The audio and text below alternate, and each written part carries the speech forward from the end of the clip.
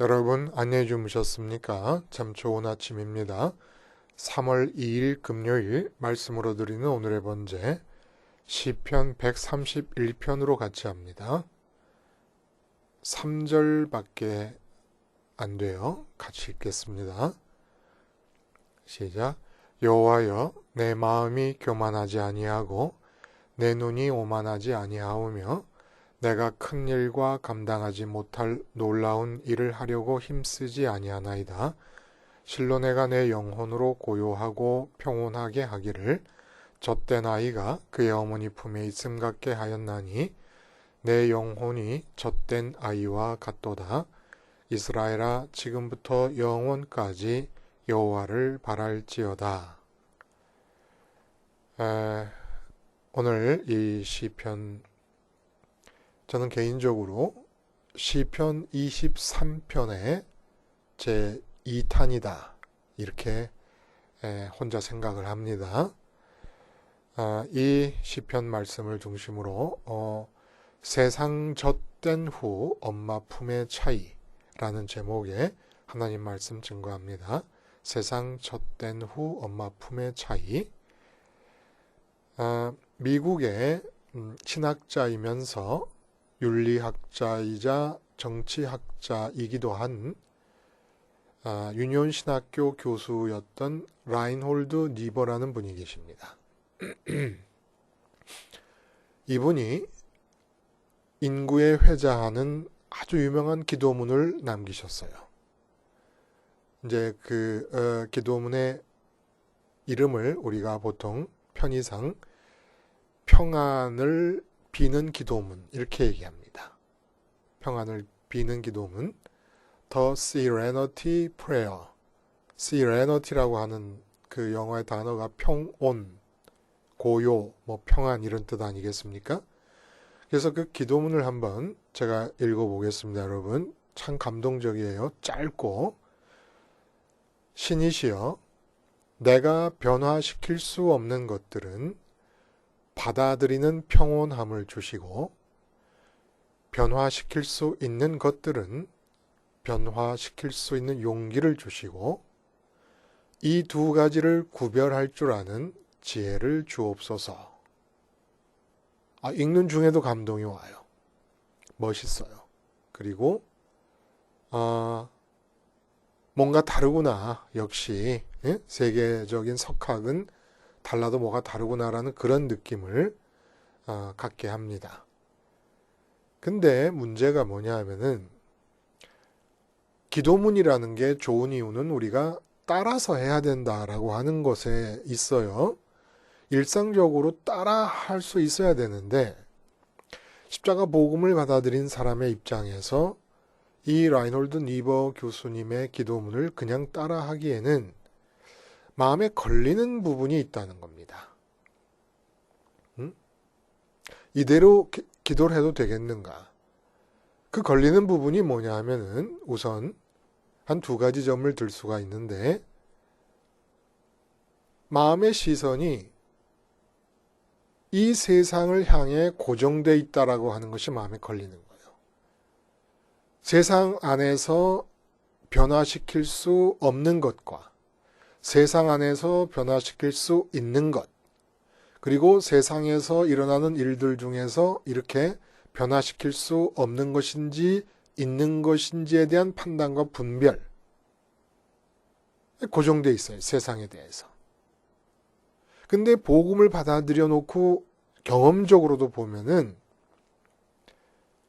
세상에서 변화시킬 수 있는 일과 변화시킬 수 없는 일을 구분할 여지가 없습니다.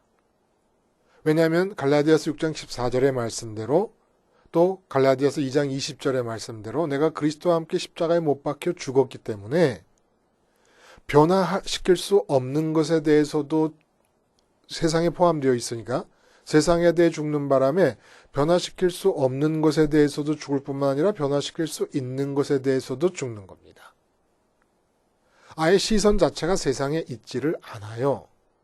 그리고 경험적으로 내가 할 수 있는 일이라고 해서 용기를 가지고 대들었다가 제대로 된 일이 10개 중에 한두 개가 안 되고 평안이 깨집니다. 그러니까 이 라이놀드 니보 교수님의 기도대로 했을 때 실제로 평안이 주어지느냐는 거예요. 변화시킬 수 없는 것에 대해서는 받아들일 수 있는 평안을 주시고, 평안함을 주시고, 할 수 있는 것에 대해서는 변화시킬 수 있기 위한 용기를 주시고, 또 할 수 있는 것과 없는 것을 구별할 수 있는 지혜를 달라 그랬는데, 이렇게 하면은 평안이 주어지고 용기가 주어지고 지혜가 주어집니까? 아니에요. 평안과 용기와 지혜는 십자가에서 이 세상에 대해서 변화시킬 수 있는 일, 변화시킬 수 없는 일, 그리고 이 두 가지를 포함하는 판단 모두에 대해 죽을 때 생기는 것입니다. 이 기도의 또 하나의 문제는 주어가 내가로 돼 있어요. 내가. I can change. I cannot change. 내가 변화시킬 수 없는 것들은, 내가 변화시킬 수 있는 것들은 내가 판단할 수 있도록 지혜를 주시옵소서. 십자가에서 죽게 되면은 삶의 주체가 갈라디아서 2장 20절의 말씀대로 이제는 내가 사는 것이 아니라 오직 내 안에 그리스도가 사시는 것이다 라는 말씀, 또 예수님께서도 당신 자신의 공생의 사역을 전부 어떻게 표현하십니까? 아버지께서 내 안에 계셔서 행하시는 것이다 라는 말씀을 하십니다. 베드로가 성전 미문에 앉아있던 장애우를 일으켰을 때도 내가 한 것이 아니고 내 안에 그리스도가 한 것이고 그리스도의 이름에 대한 믿음이 행한 것이다 라고 표현을 합니다. 따라할 수가 없다는 거예요. 또 여기서 한 가지 주의할 점은 십자가에서 죽고 하늘만 바라본다 그러면 이런 이제 이 라이놀드 니보 교수님이 윤리학자 아닙니까? 윤리학자들의 한계일 수도 있어요. 인간의 행위를 연구하는, 더구나 정치학자이기도 하신 분은 정치적 상황과 맥락에서 인간이 어떻게 행동하는 것이 좋은가. 그래서 도덕적 인간, 비도덕적 사회라고 하는 책에서 그런 얘기를 하고 있지 않습니까? 개인적으로는 아무리 도덕적일 수 있어도 사회적으로 갖는, 예를 들어 국가적으로 갖는 이기심을 벗어나서까지도 인간이 도덕적이기가 쉽지 않다. 혼자서는 사람을 안 죽여도 전쟁에 나가면 국가의 이름으로 국가의 승리를 위해 사람을 죽인단 말입니다. 이런 문제를 다루는 윤리학자의 입장에서 갖게 되는 한계일 수도 있겠습니다만은, 우리는 십자가에서 세상에 대해 죽는다 그러면 많은 신학자들과 신학생들과 교인들이 이렇게 얘기해요. 너무 현실을 도외시하는 것 아니냐. 세상을 도외시하는 것 아니냐. 그럼 난 묻고 싶어요. 뭘 믿는 거냐고 도대체. 뭘 믿는 거냐고. 요한복음 3장 16절에 하나님 세상을 이처럼 사랑하사 독생자를 주셨으니 이렇게 얘기하세요. 여기에 예수님께서 전제하신 부분이 있어요. 전제하신 부분을 다 끄집어 올려서 첨부하면 이렇게 됩니다. 하나님이 세상을 보고 계시고 알고 계시고 다스리고 계시고 그리고 이처럼 사랑하사 독생자를 주셨다는 겁니다. 응? 근데 보고 계시고 알고 계시고 다스리고 계신다라고 하는 것은 너무나 자명한 사실로서 전제가 된 거예요. 구약 성경부터 전제된 거니까 그걸 얘기를 안 하신 것뿐입니다. 살아 계시면서 이 세상의 상황은 하나님이 보고 계시는 거예요. 하나님이. 내가 봐야만 현실적인 사람이 되는 게 아니에요. 나는 하나님과 연합해야 될 과제를 갖고 있는 사람으로서 세상을 담고 있거나 세상을 바라보고 있으면 하나님과 연합이 안 이루어지잖아요. 그러니까 하나님과 연합을 우선해서 하다 보면 세상을 등질 수밖에 없고 등지고 나면 주어지는 게 뭡니까? 그게 진짜 평안이라는 거예요. 그리고 세상 일을 향해서 용기 있게 나가는 것도 세상을 등졌을 때 그리고 하나님을 먼저 만났을 때 생기는 것이지, 그리고 내가 해야 될 수 있는 일인, 해야 될 일인가 안 해야 될 일인가도 할 수 있음과 할 수 없음으로 나뉘어지는 게 아니에요. 세상에 대해 죽은 자, 그래서 하나님을 마음에 모셔드리고 하나님과 연합한 자에게는 할 수 있는 일이 없고 할 수 없는 일도 없어요. 가나안 정탐 후 보고할 때 가나안 복지의 정복은 가능한 겁니까? 불가능한 겁니까? 가능한 것도 아니고 불가능한 것도 아니에요. 여호수아와 갈렙이 가능하다고 얘기한 이유는 내가 할 수 있어서 용기를 가지고 한 말이 아니라 하나님의 약속에 그렇게 돼 있는 거기 때문에 한 것이지 내가 할 수 있는 것도 할 수 없는 것도 아닌 겁니다. 자식에게 밥 먹여주고 키우는 거 내가 할 수 있는 것 같아요? 아니에요. 하나님이 내게 자식을 주셨고 나는 자식보다 하나님을 먼저 사랑할 뿐입니다. 그럼 내가 할 수 있는 것도 아니고 할 수 없는 것도 아니야. 하나님이 나를 통해 하시는 거예요. 하나님이 나를 통해 하실 때는 할 수 있는 것도 없고 할 수 없는 것도 없어요. 그게 무슨 상관입니까? 뭐가 할 수 없는 거고 뭐가 할 수 있는 겁니까? 예? 아니 지금이라도 태승철이의 이름으로 38선을 걷어낼 수가 있어요. 단지 지금 하나님의 뜻이 태승철이라는 이름으로 하는 것이 뜻이 아니기 때문에 안 일어나는 것뿐이지요. 내가 할 수 있고 내가 할 수 없고라는 말을 아예 복음 안에서는 없는 말이라는 겁니다. 그런 말 자체가. 평안도 그렇다는 거예요. 등질 때 가능하다는 겁니다. 그 얘기를 오늘 다윗이 아주 아름답게 하고 있어요. 짧지만 아름답게 하고 있습니다. 평안에 대한 노래를 하고 있는데 결국 결론을 말하자면 여호와 하나님을 바라라 마지막 얘기를 하잖아요. 자꾸 이 여호와 하나님을 바라라는 이 말씀을 주석가들도 대수롭지 않게 생각을 해버려요. 늘 있는 말이니까 그죠? 안녕하세요라고 묻는 것 같은 그런 정도의 말로 생각을 하는 겁니다. 인사말 정도로. 아니죠. 절대적인 해석의 키를 갖고 있는 말씀이죠. 여호와를 바라라. 이스라엘아 여호와를 바라라. 여호와를 바란다는 게 무슨 뜻이냐라는 겁니다. 이 세상을 등진다는 얘기예요. 세상을 등지지 않고 마음이 세상에 담겨져 있고 마음의 발이 세상에 담겨져 있는 한 바위들을 몰고 내려오는 거센 골짜기의 탕류에 휩쓸리는 것과 마찬가지로 그 탕류에 휩쓸리면 어떻게 돼요? 물에 빠져 죽는 게 아니라 바위에 부딪혀 죽습니다. 내 마음이 바위에 부딪히는 중에 평안을 얘기할 수 없지 않습니까? 세상에 담겨져 있는 한 그렇다는 거예요. 세상에 안 담겨져 있는 그런 마음 상태가 어떤 상태냐? 젖된 아기가 엄마 품에 안겨있는 상태다라고 노래를 하는 거예요. 참 다윗이 천재는 천재예요. 어떤 면에서 천재냐? 한번 살펴봅니다. 1절에 내 마음이 교만하지 아니하고 내 눈이 오만하지 아니하며 내가 큰 일과 감당하지 못할 놀라운 일을 하려고 힘쓰지 아니하나이다. 요즘의 시대 정신과는 정반대의 말들이 들어있어요. 특별히 그 하반절에 내가 큰 일과 감당하지 못할 놀라운 일을 하려고 힘쓰지 아니하나이다.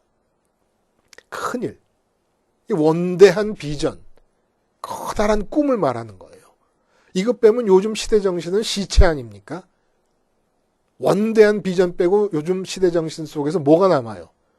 원대한 비전을 갖고 긍정의 힘으로 몰아붙이는 거 아닙니까? 근데 큰 일과 감당하지 못할 놀라운 일을 하려고 힘쓰지 아니한다. 무슨 말이냐? 교만이라는 말은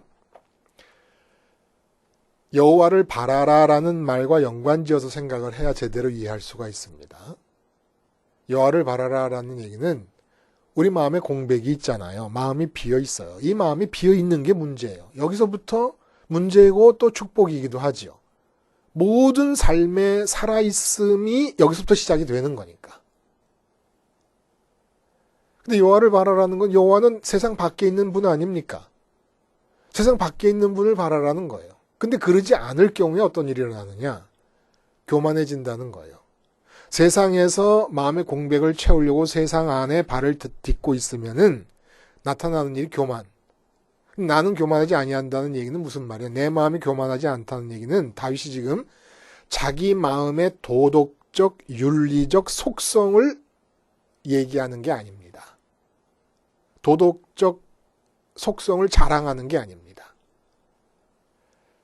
이 마음의 교만과 눈의 오만함은 내 마음의 빈 구석을 채우기 위해서 이 세상에서 두리번거리고 있다 보면 반드시 이런 일들이 나타난다는 거예요. 그 얘기를 하는 거예요. 자기 도덕적 품성을 말하는 게 아니라 자기 마음의 위치를 얘기해 주는 겁니다. 세상 안에 마음을 두고 있으면서 세상에서 마음의 공백을 채우려고 살다 보면은 반드시 교만해지고 눈이 오만해지고 큰 일을 꿈꾸고 감당하지 못할 놀라운 일을 하려고 애쓰게 된다. 그래서 평안이 깨진다라는 얘기를 하는 겁니다. 그러면 교만이 뭐냐? 이 세상에서 세상 사람들이 정해놓은 가치들을 많이 모아놓고 그걸로 자기가 올라설 수 있는 토대를 만드는 겁니다. 그래서 다른 사람보다 더 높이 있고 싶어하는 마음, 이게 교만이에요. 예를 들면 돈을 많이 벌어서 돈 없는 사람들보다 높이 있어하고 공부를 많이 해가지고 좋은 학력의 토대 위에 서가지고 공부 못한 사람들보다 위에 있고, 그러면 이제 돈 없는 사람, 공부 못하는 사람, 또 몸이 외모도 또 교만의 토대가 돼서 못생긴 사람, 뭐 이런 등등의 가치들 위에 서서 다른 사람을 아래로 보고 싶어 하는 거예요. 높아지고 싶어 하는 거죠.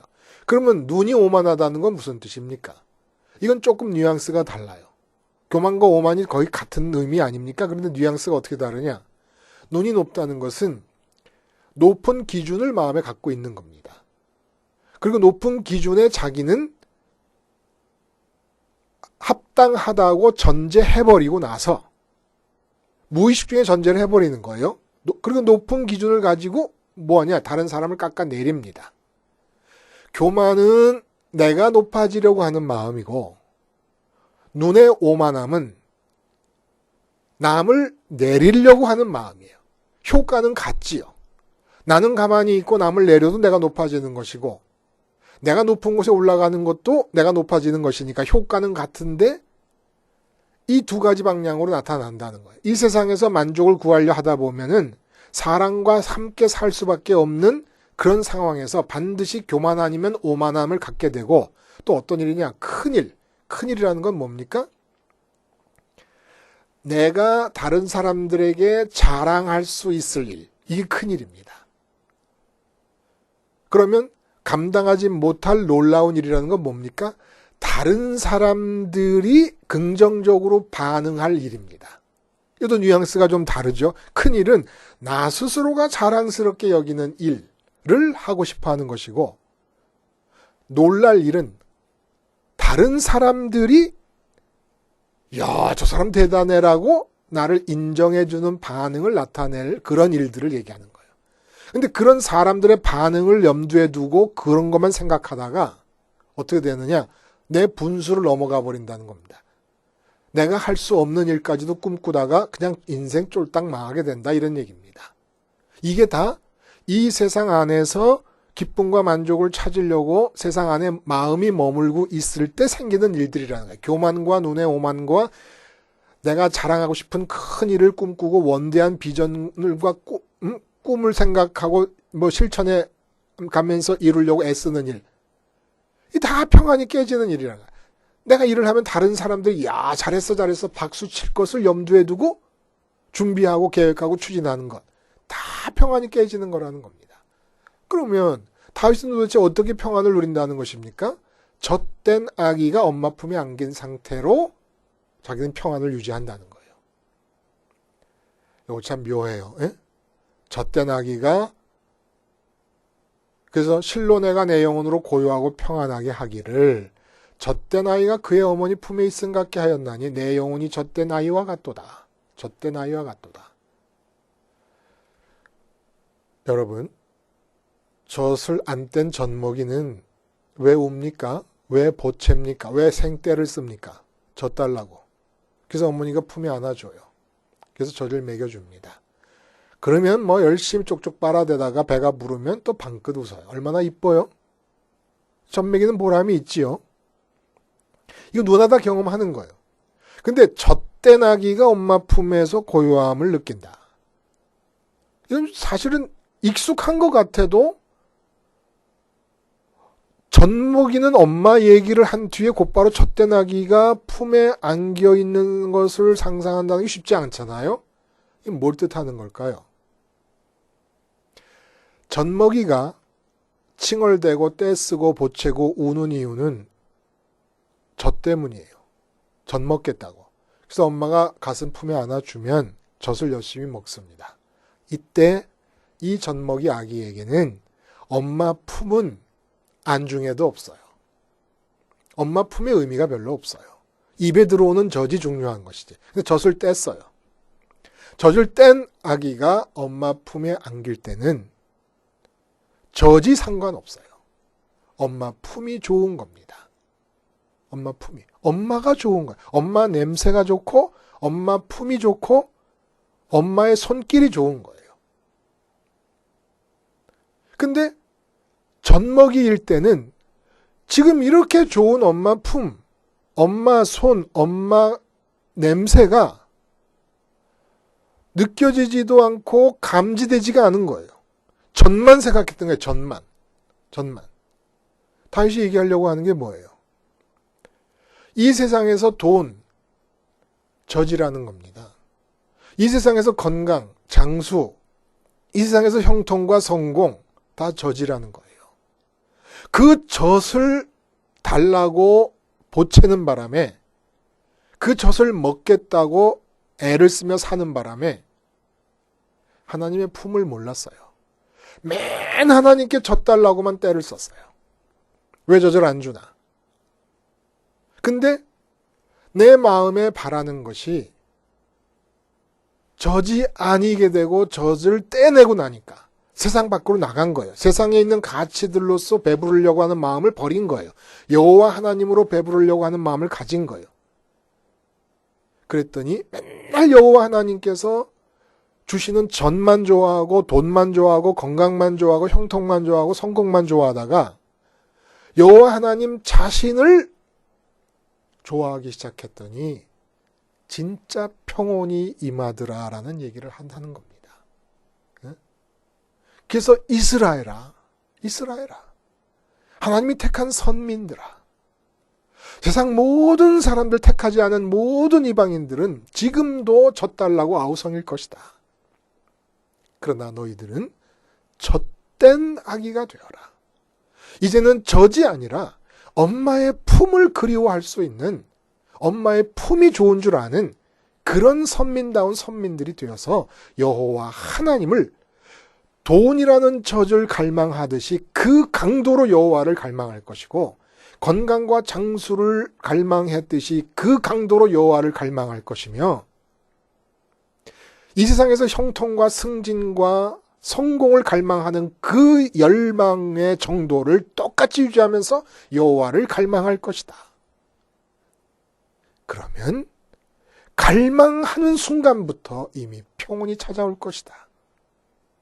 이 세상에서는 진짜 내 배를 불려줄 것이 없다는 그 믿음을 가지고 하나님만이 내 배를 채워줄 수 있는, 마음의 배를 채워줄 수 있는 분이라는 걸 믿고 하나님을 갈망해라.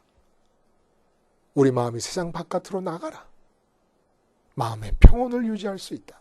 이 세상에 마음이 머물면서 세상에서 뭔가 만족과 기쁨거리를 찾아서 이루려고 하는 한 나타나는 결과 열매는 교만하는 것과 오만하는 것, 다른 사람을 깎아내리든지 다른 사람을 짓밟고 내가 올라서고 싶어 하든지, 따지고 보면 다 그거예요. 엄밀히 따져보면 다 다른 사람 위에 올라서고 싶거나 다른 사람을 깎아내리고 싶은 것이고, 자랑할 만한 큰 일을 이루고 싶은 것이고, 다른 사람들이 인정해주지 않나 해가지고 일을 하는 것, 그 전부 다 합니다. 그게. 그러는 마음가짐 갖고는 올라서고 싶고 깎아내리고 싶고 내가 자랑하고 싶은 일을 만들고 다른 사람이 인정해 주기를 바라는 그런 마음으로는 평온은 물 같다 이 말입니다.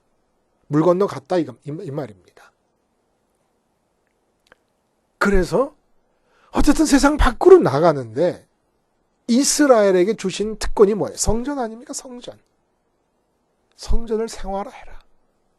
이 세상에 남아있는 마음, 세상에서 뭔가를 찾으려고 하는 마음, 그래서 교만해지거나 오만해지거나 큰 일을 자랑하거나 다른 사람의 인정을 갈구하는 마음이 생길 때마다 성전에 번제단에서 죽자라는 겁니다. 그게 하나님을, 여호와를 바라는 유일한 방법이에요. 여호와 하나님께서 직접 제시해 주신 유일한 방법입니다. 여호와 하나님을 갈망할 수 있는. 그게 십자가 생활 아니에요. 골로새서 2장 11절에 보면은 그리스도와 함께 십자가에서 죽음의 사건을 어떻게 바울 선생님이 얘기하시냐면 내 마음에서 육체를 칼로 베어버리는 할례라고 얘기를 하는 겁니다. 육체를 칼로 베어버린다는 게 뭐야? 육체를 당장 떠나서 어디로 간다는 뜻은 아니잖아요.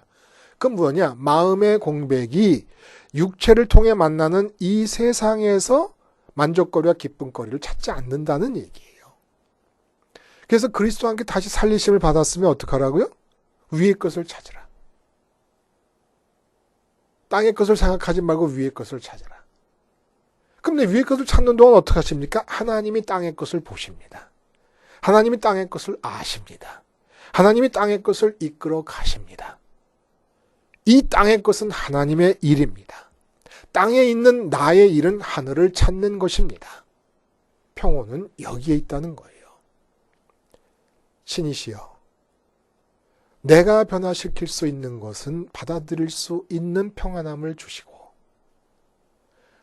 내가 변화시킬 수 없는 것은 받아들일 수 있는 평안함을 주시고 내가 변화시킬 수 있는 것은 변화시킬 수 있는 용기를 주시고 이 둘을 구분할 수 있는 지혜를 주시옵소서. 멋있지만 십자가 복음적이지는 않은 것입니다. 아름답지만 감동이 있지만 생명을 살릴 수 있는 기도는 아닌 것이지요. 생명적 평안함.